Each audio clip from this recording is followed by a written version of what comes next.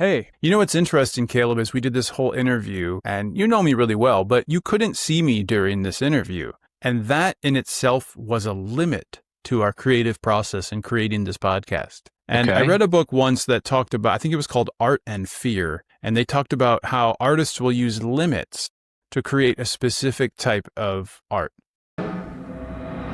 Hey, welcome to GameLayer. Was not beholden to the types of employment that I wanted to believe in what I was doing and to have like a nourishment is a word people use. At that point, I felt like I was occupying a productive place because it was assisting other people. They were also assisting me. My studio could make it to the next month, and the next year. And then I got to just work with all these musicians that I was learning from at the same time. It would be nice if everyone got to do work that made them feel like they were connected into the world in a meaningful way. I mean, if that was the case, you wouldn't have a lot of the problems that you have with people. So a lot of people you mentioned being disenfranchised. I mean, that's the worst for a human is if they're disenfranchised. So anyway, nourishing work might be work that gives you something beyond money, which you need, but people who are in the position of having to do work that isn't supplying something other than money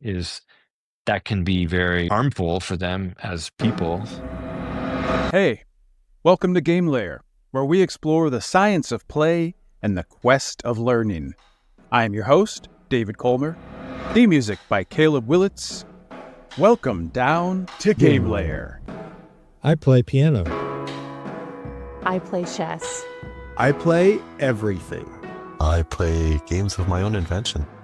I'd like to move to the domain of play. Hello, my name is David Kolmer, and it's my pleasure to present GameLayer Alive, a grand finale for Season 1 of GameLayer, which uses a card game with a series of path cards for the grand finale of Season 1 of GameLayer. I was at Sententia's GameCon this year in NOLA, New Orleans, Louisiana, and I recorded short, high-signal interviews recorded on-site. They were anywhere between 2 and 5 minute long. They covered design thinking, applied gamification, as well as L&D storytelling. I had a whole binder here of content. Essentially what it was cards that walked people first through the archetype. Are they a mystic? All the way to a scientist. And then what topics did they want to cover? Future of games, outcome and ethics, or building and design. And each of those two answers unlocked a different series of questions on something that looked a little bit like that. Through high signal interviews recorded on site at Sententia's GameCon conference that captured design thinking, applied gamification, and L&D storytelling. We're going to release this as a compact series. We're going to have daily micro episodes, and then we close out with 2 long form episodes that are each 30 minutes. So I was asked last minute to do this recording, and I wasn't prepared. So I went out and purchased this little microphone off Amazon. I'm really liking it. And it's funny because now my condenser mic isn't working. So I've never had this much technical difficulty trying to record something. I've been using these for the show now too. And they're nice little travel mics. They record in mono. So there's not 2 channels, which is going to be interesting for editing. But the plan is to release these throughout December. There should be maybe a micro episode every other day, sometimes every day of December. So I'm super excited. And at the end, we have 2 long form, 30 minutes plus long. One of them is with Destry Hildebrandt live at the original location of Café du Monde. And in the background, we have a live jazz band, a 3-piece jazz set on the street, all in response between a homeless person and the jazz band for some brass antiphony, sort of that call and response that's popular in jazz music. So it just kind of all comes together quite nicely. And then the second long form featuring The Duck and Carrie Ann Lane. I hope you're as excited as I am about all of this. I think it's going to be a great way to close out Season 1 of GameLayer, playing the game with all of us, GameLayer Alive. I play piano. It's my pleasure to invite Caleb Willitz to the show. Caleb's going to start by just walking us around his studio a little bit. How's it going, Caleb? It's great. How you doing? Yeah. I never get really to well. talk to you. Yeah, I'm working on. Oh, love it. Oh, that's really nice. Well, what's all that equipment? Does it got a reel-to-reel there? Yeah, that's the stuff. The recording hardware. That is the stuff. And then there's a little stage up here, some instruments. I've just been setting this back office room up as like a listening area. Love it. And you got a nice piano in there without a top on it? That's cool. Yeah, this one, a little upright. Yeah. And then we have events in here, and here's our entry into the space. I love it. We've talked about this space quite a bit over the phone. I think once or twice a year when we manage to check in with each other. Yeah. You've been keeping me not up. often.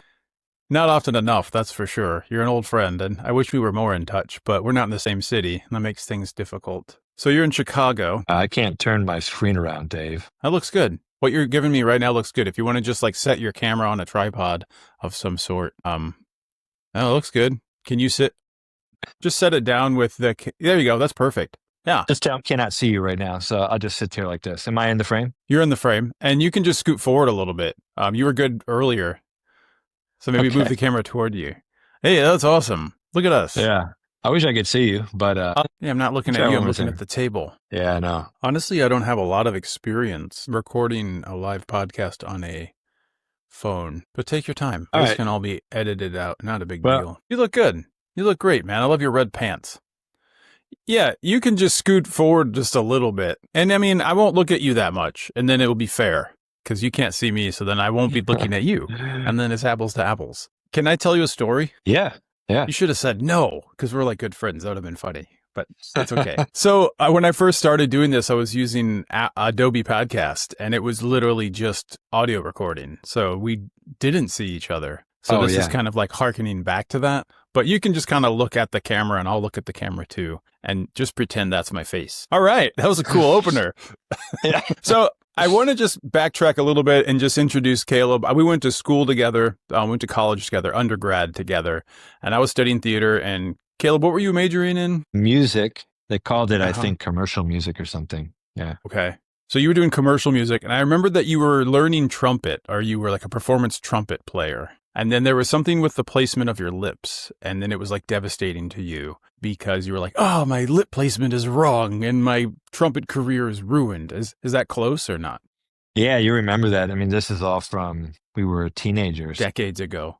Yeah, I ended up playing trombone and euphonium and switching and then kind of moving on. And GameLayer Radio is brought to you by the euphonium. Most commonly heard in the sentence, euphonium. What the hell is a euphonium? Is that like a tuba? I'm confused. The euphonium, Italian eufonio, Spanish bombardino, is a tenor and baritone-voiced valved brass instrument pitched 9 foot, B-flat, an octave below the B-flat trumpet or cornet, and employed chiefly in brass, military, and concert bands. The euphonium is a member of the large family of valved bugles, along with the tuba and the flugelhorn, characterized by a wide conical bore. That's like that big horn at the end. Most instruments have 4 valves, usually compensating piston valves, although the instrument with 4 or 5 rotary valves are common in Eastern and Central Europe. Although the instruments with 4 or 5 rotary valves are common in Eastern and Central Europe. You learned it here on GameLayer. And playing more guitar anyway than either any of the wind instruments, and then piano now. But I really got into production or engineering and getting into the music community here in Chicago. That was you're right though. That was kind of like a nudge in a different direction there. And then I remember you really got into guitar, and then you were also playing quite a bit of piano. Yeah, that experience kind of forced me to just get out of my comfort zone and just play other instruments essentially. Mm-hmm. Yeah, and I remember something about you kind of learning to play guitar by ear, whereas you were like classically trained on trumpet. It seems like guitar was more like you were just feeling it out, and I might have invented that idea. It might have just been more that at the time that I was just picking it up for the first time. So I kind of filled in the gaps. But yeah, that was like the first time I was touching a guitar, actually. Right, which was kind of fun because you had such an aptitude for music. I mean, you could play trumpet so well. You could pick things out on the piano really quick. So it was really neat to watch you just pick up guitar and just start playing it like you might walk on a different path through the woods. And I know I was super jealous of your ability to do that. Yeah, I'm not sure if you mentioned that, but we were roommates in school. So Right. that's part of, I guess I was sitting in the dorm room playing guitar all day. Yeah, it's true. Yeah, I heard a lot of guitar my freshman year of college. Interesting. Or maybe it was sophomore. Yeah. I'm sorry for that if that was annoying. It wasn't annoying. It was very nice. Like, I had then there's a jazz musician in the corner playing some smooth jazz.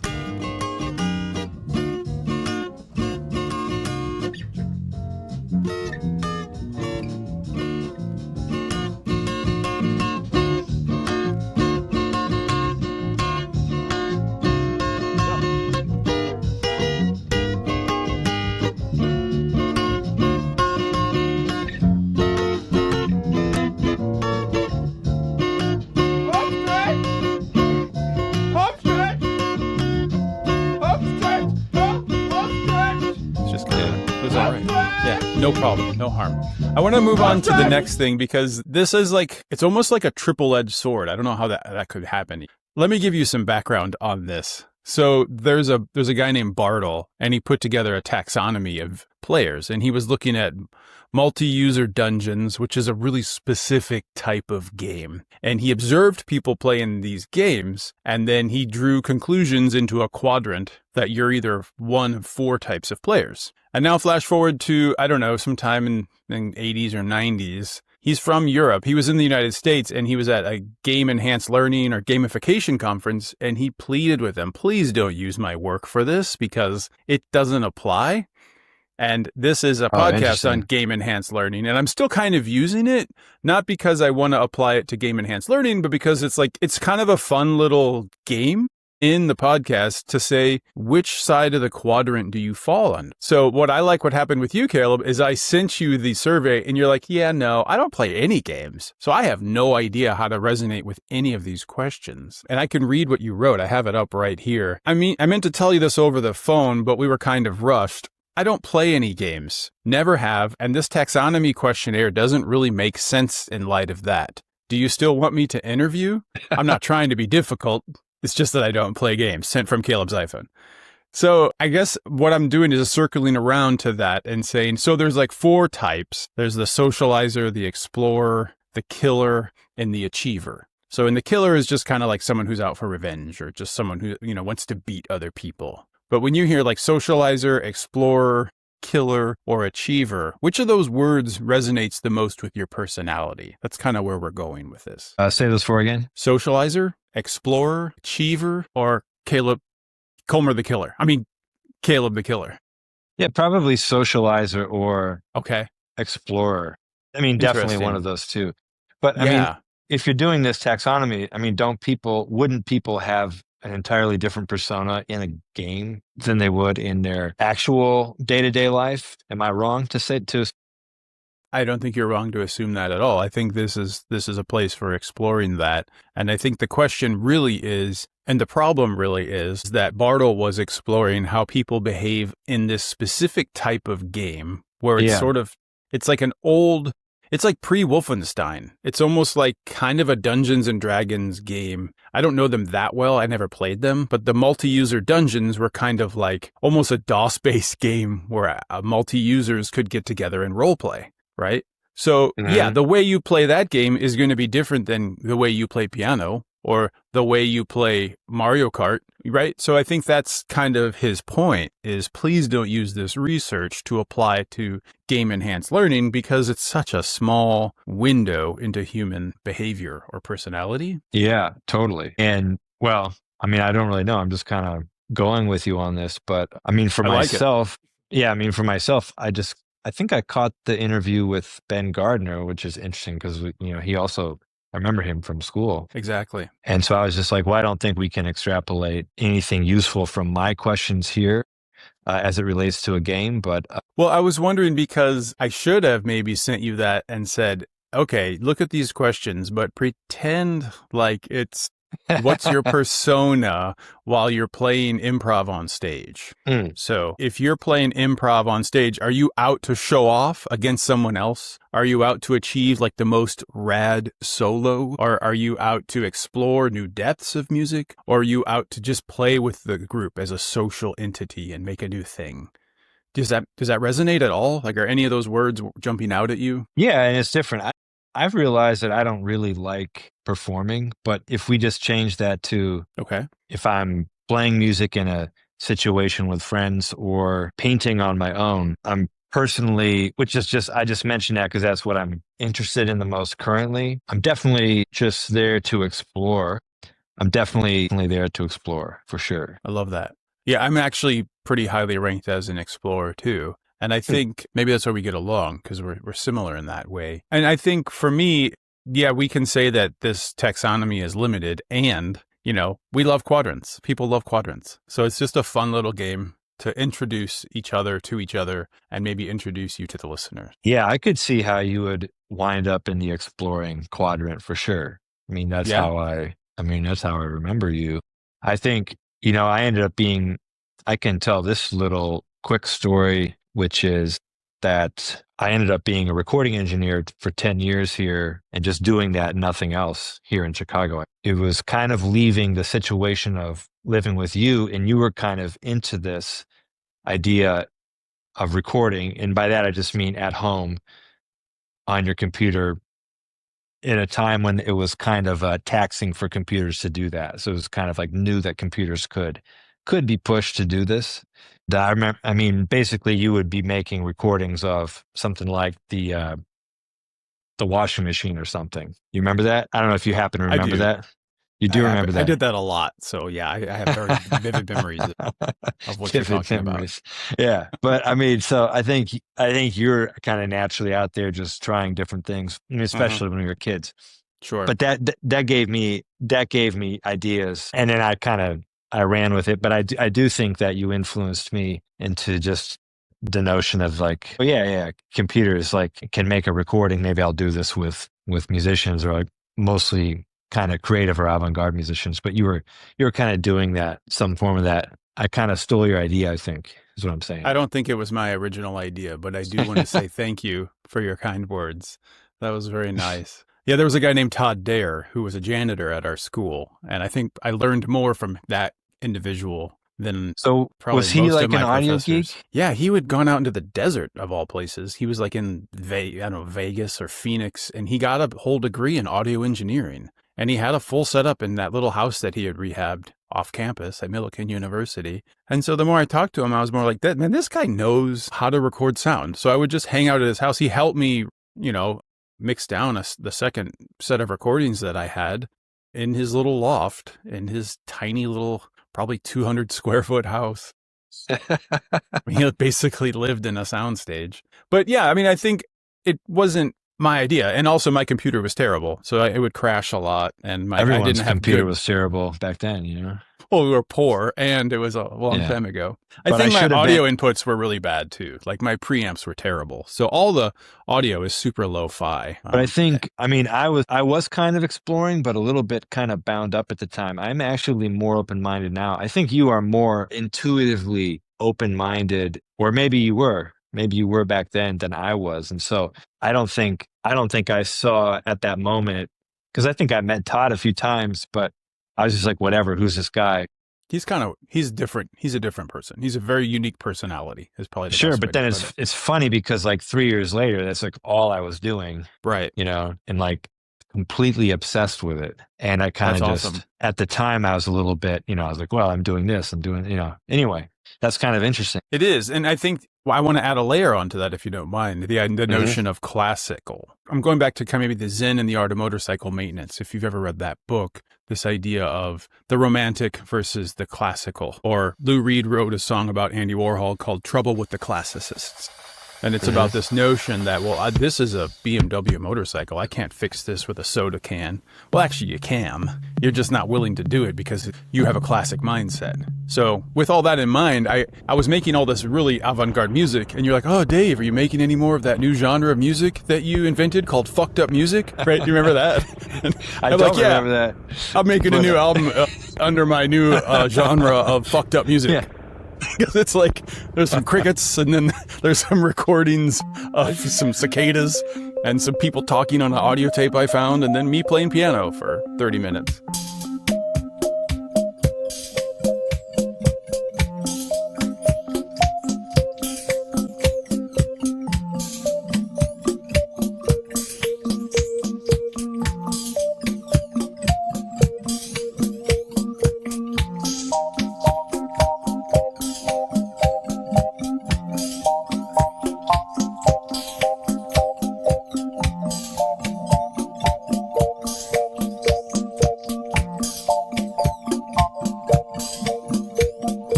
Yeah, I think so. If I'm an explorer, I was a little bit uptight at that point, and you were took me classicist. moving.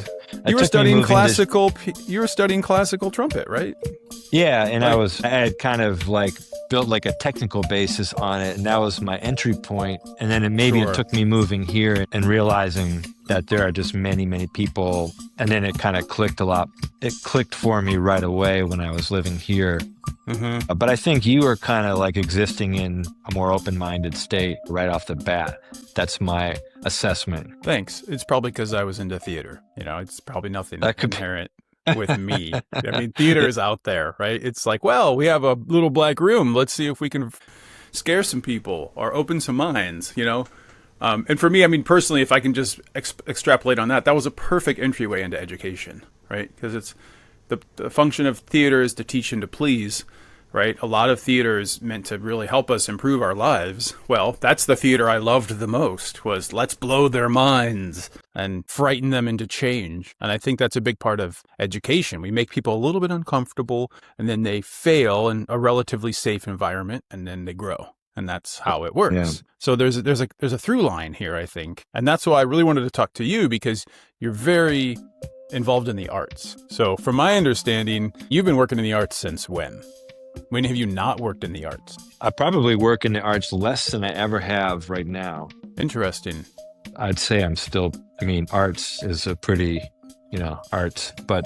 Right, of course. Well, I know that you have multiple interests. That's why I'm using such a generic term. Yeah. Open term. But by about 2 or 3 years after the point we were in school, I was kind of starting to just... I taught some music lessons and was just building my recording studio. And then from there, I got to where I was just entirely living off of my studio and interacting with the musicians here. I love that. So for that period of time, which was like 10 years. And so, yeah, I think that's fair to say that I was, because I definitely was very specific that I wasn't really working with doing corporate jobs like audio gigs or something. I was like only working with artists, and almost always independent artists, like making their own music. Yeah. So that's kind of my background.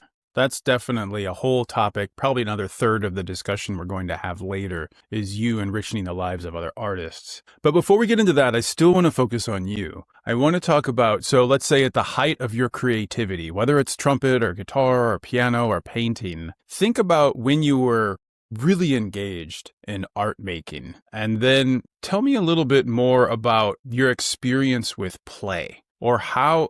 When you hear the word play, I don't mean like child's play per se. That's part of it. But that process of creation, or how do you create, or what is attractive to you around that whole concept? Why is it so great? Why do you love it? It can be, one way to look at it, there are a lot of ways to look at it, but one way to look at it is, if you want to use the term play, you could talk about your ability to have ingenuity.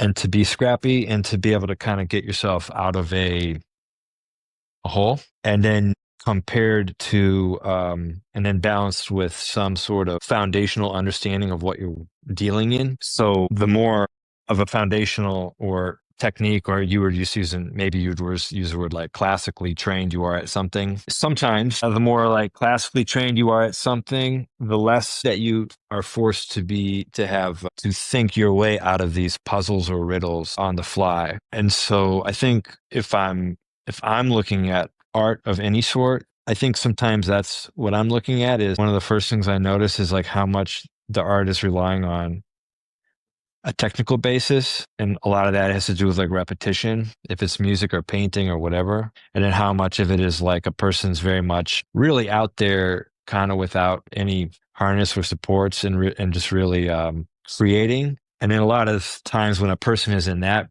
place, the art can kind of come across being a little sloppy or unhinged or crazy. And then maybe if it's coming from the opposite perspective of technique, sometimes it could come across being boring. Yeah. So I think when I shift around to like these different mediums, I think sometimes I'm trying to maybe experience that thing again where you really can't rely upon any previous situations, and you really have to, in some ways it's like a scarier experience to not have a lot of technique backing you up on something. Sure. And you're speaking into my world a little bit, how learning is scary and it's hard. and learning is difficult, right? There's this fear of failure. Like at the moment, if like a student is about to learn something, like actually learn something, like actually a concept that they've never experienced, there's gonna be a click or like an aha moment or something. Yeah, there might be, that might come in a moment of frustration or confusion. So yeah, I think that could be true, because if you're going to experience something that you haven't experienced before, then, which is what learning would be, then it would be uncomfortable, and most likely another person is maybe putting an idea forward that you haven't thought of, and that could sometimes be rubbing against your previous assessment of it or your previous understanding, and it might be challenging a previous understanding, and so it might actually make you might be reluctant to update your awareness of something. Does that make sense? It really does. Yeah, and it's right where I wanted to go with all this. And I love how it just sort of bubbled up that you do have experience as a teacher. And, you are totally qualified to be in this space because you're an educator and you spend a lot of time, even during COVID, teaching people over Zoom how to play guitar, right? And I think we should highlight that, I've done that here and there, but now I work at a high school and I'm around people who actually consider themselves as educators. And so that has been interesting and just another learning experience for me, just to be around people who are professional educators and then operating in that world where there are those expectations. I think with that word professional you just said, could we maybe extrapolate something around the idea that those teachers are following the same classical mindset that you were talking about earlier, with knowing how to play trumpet too well or knowing the technique of painting too well? Do you think that carries over, where some of those educators are maybe up on a pedestal in their own mind, where I know what you're saying. I'm leading the witness and I want you to respond honestly. I don't want you to agree with me. I want you to give me your honest response to that. Well, there's something in there, because I actually don't, some of my favorite, let's say, improvisers, the highest level of improvisers, let's say musical improvisers, right? They sometimes have the highest level of technique. They just happen to be they happen to have two things going on at once, and they can hold them together, which is that they have extremely high technique, but that technique doesn't bind them in any way. And then that's like the most incredible situation, So I think teachers all of these teachers who are professionals, whether they're like in universities or, kindergartens or whatever, it's like, they're on their own journeys as well, where they're like working with their previous experiences. And so, yeah, I think there's good and bad teachers everywhere. It would be the answer, and some teachers are just great, like super proficient at being educators, but then they're also totally able to meet students where they're at and be creative, but they have either tons of lived experience or PhDs. You know what I'm saying? I know what you're saying, and I love how you kind of equate those, right? It's like I have tons of experience or I went to tons of school, and that can be similar, right? I love that. So I'm not trying to say that I'm not trying to paint it out to be black and white or something, or like one or the other, I guess. No, I love what you said, because you included both, and they both have their merit. And I think what I'd like to say is, you don't want to paint that black or white. I'd like to transition and ask, what's the difference for you between painting and audio recording or making music? How do those hit you differently? You've recently gotten really into visual art, and it's something you've almost never done before, from my knowing you. Yeah. What's that like? So, what's that like, entering that whole visual space, whereas you probably didn't do a lot of it before? Yeah. So in the context of this conversation, it definitely was like a new thing. And that's not to say that doing what I do with recordings is boring. There's a lot of technique involved. And if I do work with people now, it's a lot of times it's people that I worked with, sometimes for 15 years. So there's like totally an expectation of like what we're going to come out with. And so contrary to that, I don't have expectations for myself as a painter. No one else has any expectations for me either. That's the main difference, I guess, at the moment. How does that feel? Is there more freedom to that? Yeah, I can definitely be more, yeah, because I would literally, right now, I would be in the process of defining what my technique even is. And that's a really fun place to be. And it's also informing how I want to play music, because then it's allowing me to think more broadly about, because I probably have the most technical ability when it comes, if I was like asked to produce a jazz recording or something, that is something I can fairly say that I know a lot about and can do a good job at. So like, since I just said the best place to be is like to have more technique than you need, and then also to be able to think outside of the situation. So that allows me to kind of be into that place, because sometimes I can re-examine my other pursuits and try to capture the freedom that I have maybe when I'm painting. Painting right now. Does that make sense? It does. That makes complete sense. I really wanted to just thank you for being so open and so candid, sharing your art making process and how that relates to your music making process. And I want to move into another section of this discussion, something you hearkened to earlier about how you're helping young and aspiring, maybe even disenfranchised artists gain a foothold in the Chicagoland area. And we talked about this before in a specific phone call. I don't know where you were sitting. I was sitting on my deck. You were probably sitting in the same place you are right now. But you mentioned how you were writing grants for young and aspiring artists, and you were helping them, have a recording or create a project. Does that ring a bell? Yeah, that was one specific grant that I did get. There was one time when I got a grant. I actually collaborated with my partner at this space here. Great. And we wrote the grant to get. We basically made a recording for.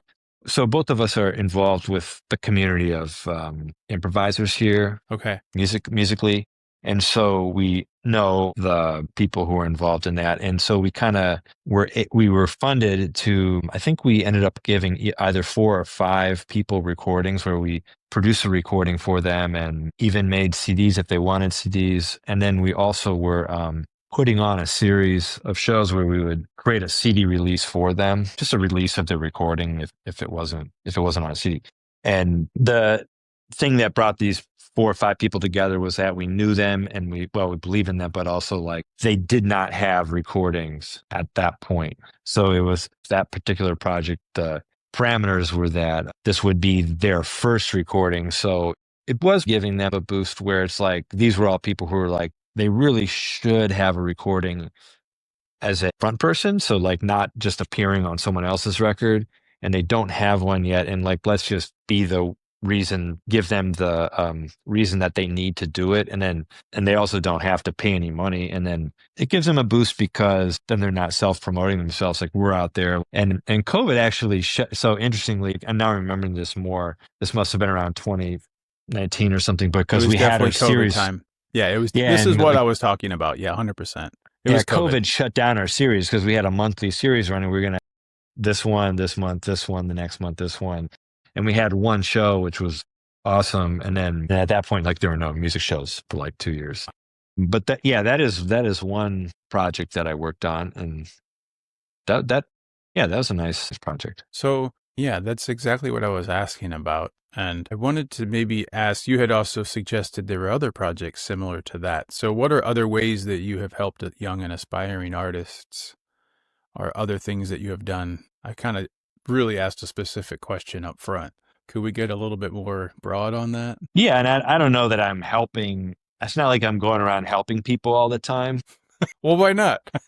Well, I mean, like helping in the fact that, like, I mean, the first studio I had was definitely the whole point of it was to create a place where, I mean, I was living in the studio. So I made my own cost of living effectively so that I could actually work on the pay scale that a jazz musician could work at. Does that make sense? Yeah. So I mean, maybe I'm helping, but they were helping me too, because it was just a very mutual situation. But I was definitely putting my life in a place where I could, for a prolonged period of time, get on there, because, you know, it's a situation where no one's getting rich, even the musicians who are doing well. So, I mean, and I think I was making good sounding recordings too, but I'd say that was a mutual helping, possibly. That was actually my next question, and you led right into it. What are the benefits for the artists and for your studio for this type of collaborational agreement? Where does that lead you? I mean, you've kind of already talked about it. Well, I wanted to live a life like that where I was not beholden to the types of employment that I mean, I wanted to believe in what I was doing and to have like a nourishment is a word people use. At that point, I felt like I was occupying a productive place because it was assisting other people. They were also assisting me. My studio could make it to the next month, and the next year. And then I got to just work with all these musicians that I was learning from at the same time. So that's what I was getting out of it. Could you speak a little bit on what nourishment means? Like you said, people use this word nourishment, but you just used it. What does it mean, and how do people use that word?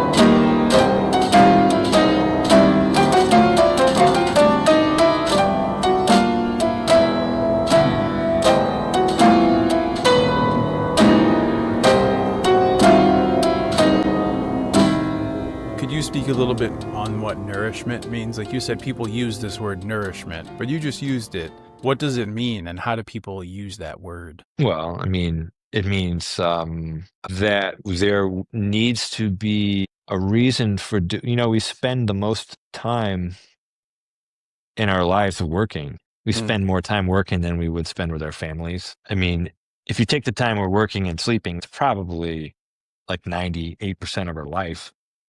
Maybe 90. So, right. It would be nice if everyone got to do work that they felt that made them feel like they were connected into the world in a meaningful way. I mean, if that was the case, there would be you wouldn't have a lot of the problems that you have with people. So a lot of people become.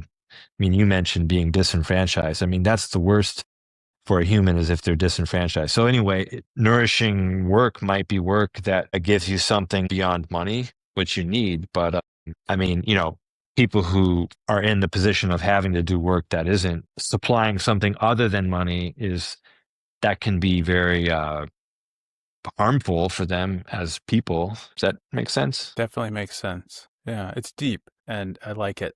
And I want to ask, that painting behind you, is that like a painting of a butt with like a rainbow coming out of it, or no? Well, okay. it's sideways, so it could be more like an eyeball more than a butt, I'd say. That's better. Yeah. I just kept thinking, is that black thing? Is that like a pair of underwear? But it's like the shadow behind the eyeball, or no, it's a pair of underwear. It's definitely a pair of underwear. Yeah. Well, both of my eyes are wearing underwear right now. I don't know if you can tell, but I don't get on any recordings if my eyes aren't wearing underwear. Yeah. Well, I can't see the screen right now, so otherwise I'd see the underwear over your eyes. Well, and I hope the listener is not watching the video version. They're listening on Apple Podcasts where you can't see it. And I'm just like, what? Yeah. All right. I love it. No, this is great. This is a good discussion. And I think we got into something really deep with that idea of something that's nourishing. And you hit something that's on a deeper level. And I really appreciate that layer here in the game layer. So asking just out of the blue, Caleb Willitz, what is your favorite animal? Well, cats, and I say cats because that'll make me very popular with certain people. Some people love cats. And if you say cats, then they're like, wow, what a nice man. Oh, he so likes cats. You're a socializer. You're just trying to make it good with the people. Yeah. Yeah. Is there another animal that you like equally well or more than cats? Or is it really what you like? Like, think about maybe spirit animal, or what animal are you similar to? I don't have an offhand answer for this. That's all right. And I know this is a question question. This is the money question, Caleb.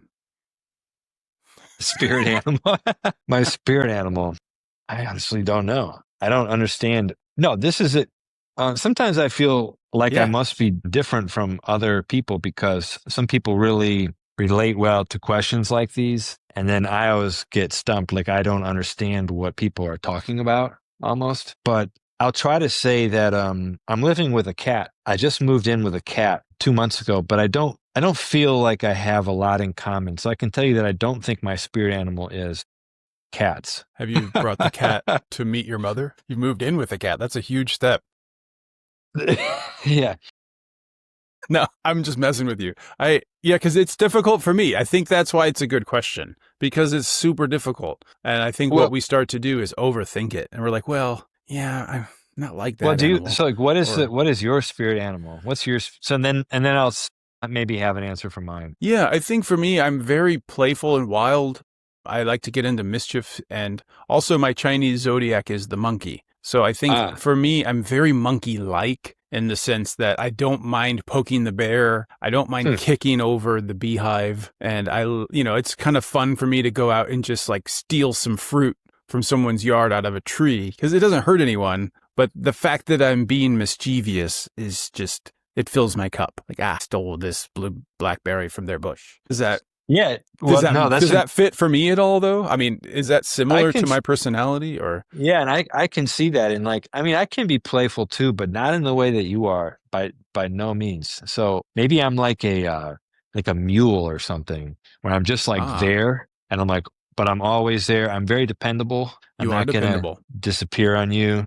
I can like probably even carry a load here and there if I need to for someone. You're strong. You're very strong. I think you have a very healthy work. The mule. You have a healthy work ethic. I will say that. You just said that you spend 98% of your time working or sleeping, right? You literally said that. Well, what I said is that people probably do. Not necessarily myself. Not necessarily you, but I mean, you did. That's your perception, and I'm not pegging you on it. I'm just saying that was your perception of reality. Yeah, and you have a great work ethic, so I think it fits. Yeah. If you count work like making a painting or something, so I would call that work, but maybe some people wouldn't. Yeah, well, that's some delightful work in my worldview. Yeah. If I have a day that I can spend painting, then that was a good day. That's where I'm at. Yeah, for sure. Yeah. Yeah, and then that kind of goes back into your idea of nourishment, where if you're doing something like your work is painting, then is that work or is that play? And you're sort of melting the two together. That could be right. That could be pretty selfish. So it's like, there's nothing wrong with doing work that's just like, work. Because society needs certain things done. So So now I'm kind of flipping it on myself. Yeah. I see what you're saying. Yeah, that's good. I mean, you need to be like a useful member of society. I'm a mule. That's my spirit animal. Just here to like carry this heavy thing because someone needs it carried. Yeah. Get Behind the Mule. That's a Tom Waits song. Or maybe I could say, Caleb, is your spirit animal a mule or a jackass? Yeah. Well, I was thinking about donkey too. Donkey. Isn't that like half mule, half donkey? Yeah. That's a good question. I think I'm right, but I'm not sure. Yeah. I'll have to think on that one for you, Dave. Well, we can have a follow-up meeting someday. Yeah. Yeah. I think season 2 of GameLayer, we're going to get more into business, the business of art or the business of the world of games and play. So maybe we can have you back mid-season on that to kind of shed light on like what is the feelings around running this studio as a business, right? We can talk about that later though. Yeah. I want to quote you before we have the next question. It's still this email that you wrote me today, which I just love. You said, "I don't play any games, never have." So one of my ending questions is, what is your favorite game? Yeah. So there has to be one game that you've played like ever. Oh yeah. Oh, okay. Well, there's all sorts of like, of course, you could play card games like with old people and just like play cards. You could play chess. That's a fun game. Yeah. And my sister, I have a sister who is like kind of a little bit more of a gamer. So if I'm with her, it means I'm probably on like a vacation visiting her or something. Right. She lives in California, and then sometimes they'll be like, "Do you want to play this game where it's like, I'm going to explain the rules to you for like an hour and 15 minutes, and then we're going to play the game for like 3 hours." Like one of those. Her name's Camilla, right? Am I close? Katrina. Her name's Well, I have two sisters, actually. So Carmela is my other sister. Yes, score. Yes. I feel like so much less of a jackass spirit animal right now. So it's Katrina. That's a good memory. That's a good memory, yeah. No, not really. Because, well, Katrina, I don't even remember. So you visit her in California, and it's that change of environment, and it's that lack of your studio space around you that then you say, oh, I can play some games. Am I close there, or? Well, well, that's part of it. I have the time, of course. You have the time. Sure. But, and if someone wants a game, I mean, I'm not like, I'm not going to say no. Yeah. If that's the thing to do, if that's how we're going to socialize here. Yeah. But it's really about the social, like, I just view that as like, we're just socializing. We're just kind of doing this thing. I mean, that's what a game would be to me, I guess. I mean, would you say that is for most people or no? Yeah. I think it's not really about the game. A lot of people. Yeah. Right. Well, and I think that's why this works into game-enhanced learning, because what the methodology that I'm looking at does is we peel back this concept of playing a game, and you can reverse engineer it by observing people playing games, but then you can also just give them assessment of what motivates them. And there's a couple different profiles that you can use that will identify, I'm a high honor, or there's different quadrants, or even I'm going to say it wrong. There's one that has eight main principles or core principles of what motivates you. So yeah, I'm kind of struggling to connect it with what you were saying earlier. But in this way, it's like if we're running a lab and we're going to bring in some subjects and we're going to tell them the task is this, but we're really looking at this other thing that's going to happen, but they don't know what that is. And yes. And we're going to see, we're actually testing the product or this experiment on this other behavior. Is that kind of what you're talking about? Yeah, that's it. I lost your visual, but it doesn't matter. I can still hear you, and you still can't see me. So I think it's all fair. All's fair. That ends in love. Oh, I know why. Is it back? Yeah, it's back. Okay. Did your camera fall asleep or your phone fall asleep? It told me that there's 20% of my battery remaining. And so a window came up. Those phones think they're so smart. Doesn't it know you're recording a podcast? It's going to happen again at 10%. That's okay. Well, let's wrap it up. We should make it, let's finish up before 10%, because I would hate for that to happen again. That'd be terrible. Great. So I think we kind of came full circle and really answered that when you're playing games, it's for social reasons, right? And I think I'm sorry for lying to you. I'm sorry for lying to you in that email, because it turns out I have played a game before. No, you're not a gamer though. And I think that's a common misconception, is that this show is about people who are hardcore gamers. And the last time I've played a video game, I don't even know. I'm not a gamer. That's not what this show is about. This show is more about what you were talking about having the nurturing or the enrichment of having something that, I'm making money, but I'm also filling my soul with life, right? I'm juicing up my soul, or juicing up my, I don't know, what would you call that? Well, yeah, I mean, games are safe places for ways for people to come together and compete. Sure. And so it takes takes some of the worst instincts that humans have, and then it puts it into like a productive place where hopefully there's not like a, fist fight afterwards or something. Yeah, it depends on the player. Is that right? what we're? Yeah. I mean, go to some sports games, right? Go to a soccer match or a football match out. But I think about that all the time. Sure. Those are the only places where you can get 50,000 humans together in a tight space without there being some sort of altercation. Sure. It just kind of lets humans blow off this steam that they have. Yeah. That might be directed out towards something else with a negative outcome, and just they kind of blow off the steam and then they go on their way afterwards. Yeah, 100%.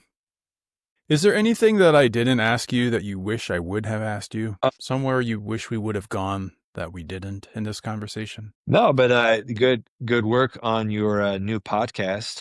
And I know this is like a new enterprise for you, so you're kind of like learning this. I've listened to a couple of episodes, and it's been pretty cool to hear, because you talked to me about putting the music up front, and I was kind of thinking like, wow, this is a pretty big undertaking. So the fact that you're through a whole season you've actually produced 10 of these or 5 of these, I mean, that's kind of a big deal. So congratulations. Thanks. This is number 12, and then I'm going to release number 13 for Halloween. That's that's a lot. 13 episodes to produce. So, and then you're gonna take a break and have a season 2. I am. I'm planning on taking a break. I don't know how long that's going to be, but I'm thinking, wouldn't it be nice to take a break along sort of the holidays, Thanksgiving, Halloween, Christmas, No, that makes perfect sense. It kind of does. I have kids. So it's like, I want to just like maybe put pause on this. I'm definitely going to do a season 2. I think it's just a question of when that makes sense in my personal life. I know that consistency is important for this type of medium. You need to be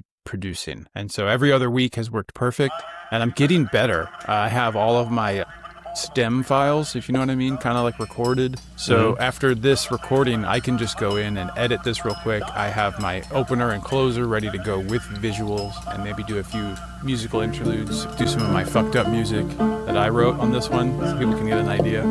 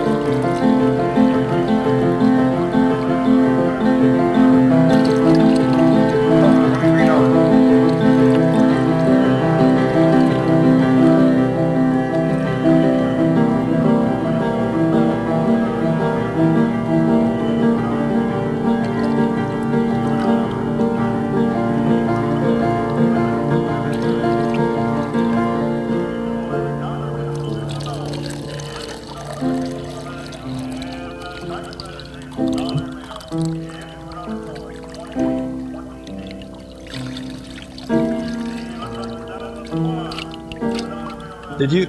I meant that as a compliment. Did you take that as a compliment, or were you I did. like? No, that's why I kind of so grabbed fucked up it. about my music?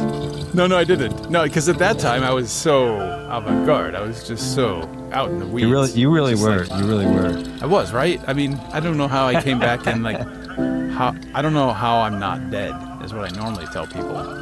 Yeah, I landed on my feet. How was it, like, your re-entry to planet Earth? How would you describe that?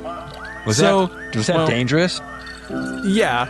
So what I did, you know what I did. I went to Illinois and I had a dead-end job at a giant castle that was actually a hotel. And it was terrifying because I realized I had no purpose. And then my neighbors brought me out to Thailand. I landed a job teaching in Thailand. So I think the flying around the world several times kind of just reoriented me in sort of this space on this planet. And then the severe 12-hour jet lag.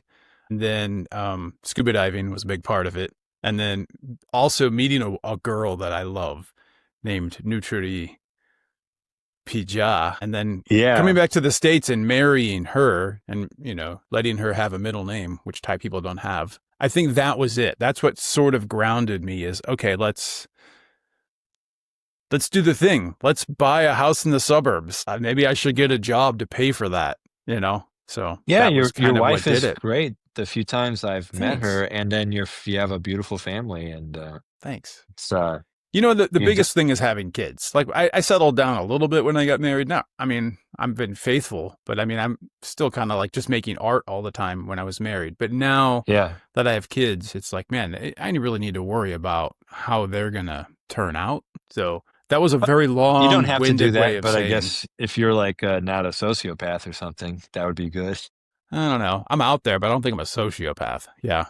No, I mean, that's interesting. I mean, it's Well, I think to me, I always had so much passion and let's just be creative and let's be out there and let's have an original idea. And all that energy now is kind of poured into let's make sure my kids are psychologically in a safe place and that they have opportunities for growth. And so that's become my focus. So now everything I do has to sort of connect back to that goal. oh, they totally If are. I that mean, I makes can sense. tell from meeting them. I think you're a good father. So good. I Aw, mean, man. yeah, Thank you. yeah.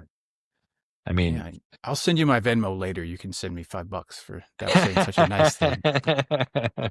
hey, look, it's What's golden hour. It's golden hour at the studio. You see this light Ah, coming in here? I love that. It's like this for about 30 minutes every day around this time. There's so many songs about the golden hour that are rushing into my Look head. at this way. Look Yeah. at this. The sunlight blasting the back wall. Love it. Anyway, That's anyway. beautiful. Caleb Willitz, how can people reach out to you if they'd want to have you record a track for their podcast like you did for me? Record it. Oh, right. The music. No, thank you for doing that. The track is awesome. It's so raw. I love it. Oh, yeah. Do you want to talk I about like- how it felt recording that track? Do you even remember that? What it was like recording the track that I used for my podcast? I was thinking because you mentioned that I told you I didn't remember, but like what I do remember is that because like That's well, awesome. because I had a studio in the same building, but on the 7th floor. Now I'm in the 8th floor. And so Okay. what I remember is for that year, we were in this other room, which was like 2 rooms connected by a Mhm. door. And You didn't like it as much as the space you're in now. I remember It- saying it was- that you're coveting the space that you're in now because it's just yeah, it bigger was, and- well, it's smaller. right. and- But I was in that space. And like now when I hear that, I'm like, oh, that's, because it sounds, I can tell the sound of the drums Wow. is the sound of that room. Wow.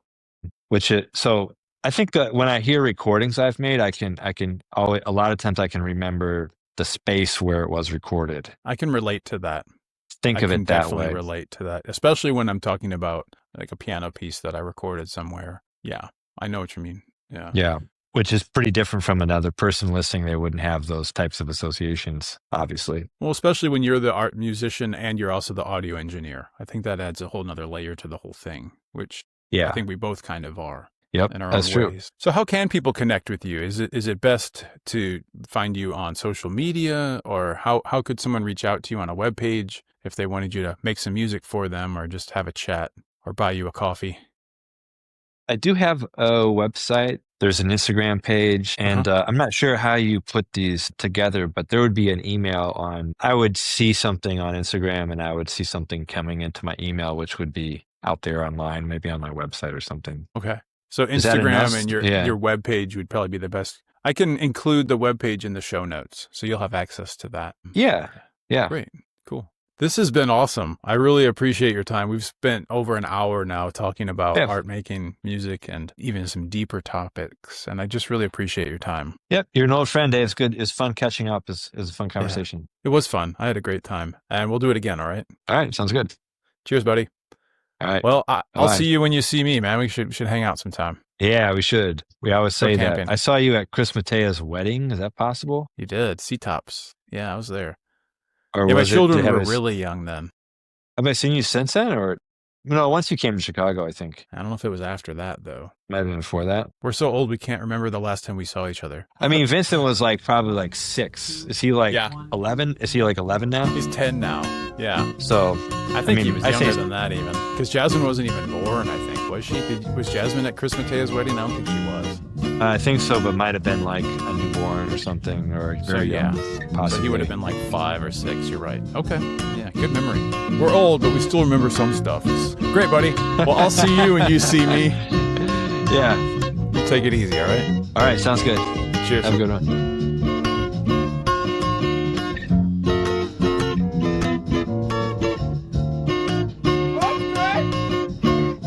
Hop stretch!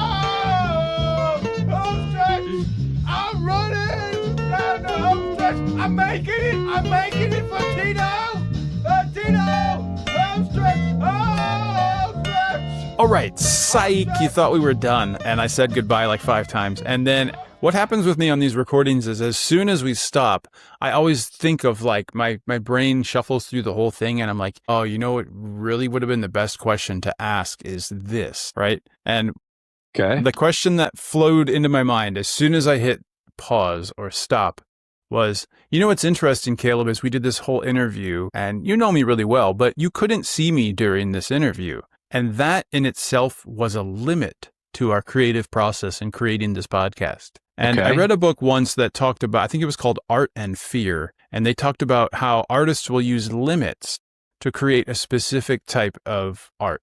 So say I'm playing music, you use a specific scale, right? Like I don't play a second or a sixth in this scale, or the sixth is a flat here because I'm in a mode or something. So does that resonate with you at all? Like setting a limit around an artistic process that's going to then give it a certain character, a certain flavor. Do you ever do that, do you think? I think it's happening all the time. Okay. And then maybe sometimes people set it for themselves. I think I mailed you a copy of that book that I produced like a couple of years ago. Do you know what I'm talking about? The one with the drawings, and it's work, and it has like a hand and a nail and a hammer, I think. Something like that. Laying like right around here. Yeah, sure. But I remember that. So I made that thing. There were no limits to it, and I did not know I was making a book when I made all those drawings. But then after the fact, then I wrote a grant where I could get some money to produce the book. And so at that point, then I had to set the parameters. So it was basically the very generic thing that people talk about in terms of creativity. Like there's got to be like the unhinged thinking and explosive, limitless imagination, and just with no boundaries. And then at some point you have to come back and put the parameters around it. Yeah, I don't think if there are, I don't know that anyone could make any sense of it. If it could, I'm not sure that it could communicate. So I think it almost would have to have some parameter to some extent. I'm not sure if I'm talking about what you're talking about, or just said it because it's got to communicate to another person somehow. Yeah. And you made me think of that same book. It's called Art and Fear, Observations on the Perils and Rewards of Art Making by David Bales and Ted Orland. I think I've read this book maybe several times. You made me think of how when you're making art, you have to invite the muse in, and the muse just does all this wild stuff, almost makes a mess. And then you say, okay, muse, thanks, you can leave now. And it's just a side of your personality. It's not like a different entity. And then the editor comes in and you're like, okay, let's see if we can make anything for print out of this mess. And that's kind of the art making process. Yeah, or at least that was how that can be how it, I would say that's a pretty generic template for a lot of people's process. Yeah. And now we've lost you again. I think your phone has hit the 10-minute battery mark. The perils of art making. It's perfect, right? Yeah. And it's like working within technology. And sometimes I wonder if that's a lot of the parameters that we have now is working within the parameters of tech. But can you think of a project that you worked on, like either a music project or a artistic project where you had specific parameters that you set that were almost... Well, I'm on this 5-year project where I share this space. I mean, I have a partner here and we're in the process of creating new levels of organization to it. So the parameter is money, for instance, and time. There you go. I mean, you know what I mean? You know what I'm saying? Like, I do. At the very least, a person has that. That's the biggest parameter there is, right? What's my capital? What resources do I have at my disposal for this process? Yeah, for sure. That kind of sets the tone for everything that happens from there. Interesting. So I'm sure any project you look at you could find like multiple levels of parameters. I'm guessing. Could we say multiple layers? Sure, multiple layers. Yeah, just messing with you. All right, thanks, man. I appreciate it. It is a better word. Yeah. Well, no, the show's called GAMELAYER, so I'm just being really selfish. It's true. Yeah. Yeah. There's layers. There's levels. It's the same thing. All right. My phone's only at 7%, man. Well, that's the bell. I think I'm going to try and talk my wife into using a gift card to go eat some dinner at a restaurant because our children are sleeping at their friend's house. So anyway, it's like a date. It's like a date. It's almost like a date, except we're married, but it's still kind of like a date. We'll just have to like pretend we're not married, and then it'll be like a date. If you pretend you're not married, yeah. Well, good luck. See what I hope your wife goes along with your plan of pretending like you're not married and going out to eat with a gift card. We'll just have to go take our rings off, and then I'll go to the server and be like, "Hey, guess what? we're not married. He'll wonder. Well, let's do a goodbye take 2. Okay. I really appreciate your time, dude. We're definitely going to hang out soon. And you have a good one. Like your hat. Yep. Peace. Thanks. Yeah. All right. Talk to you soon. Cheers. Okay. So now you can see me, but I can only see your feet. And so that's awesome. Cool. Have a good day, dude. Cheers. Okay. Bye-bye. Thank you so much for joining me for this episode of Game Layer. This is David Kolmer reminding you to stay present and never postpone joy. You can find transcripts of the show at GAMELAYER.fm. GAMELAYER.fm. Theme music by Caleb Willitz. Thanks for listening. Now go. Play. I play chess. I play Scrabble. I play faute. I play everything. Hide and seek with my kids. I play the piano. I play board games. I play guitar. I smash it on the pitch. I play chess. I play Othello. I play all the Marios. I play Success Strategist. I play Street Fighter. Final Fantasy. I play games of my own invention. Games of my own invention. Games of my own invention. Games of my own invention. There are many ways to play. Going for a walk together, doing nothing together is also playing. Anything that can cultivate your feeling of joy, relaxation, where you feel more recharged after doing that thing, and I think you can consider as something that we play with. I'd like to move to the domain of play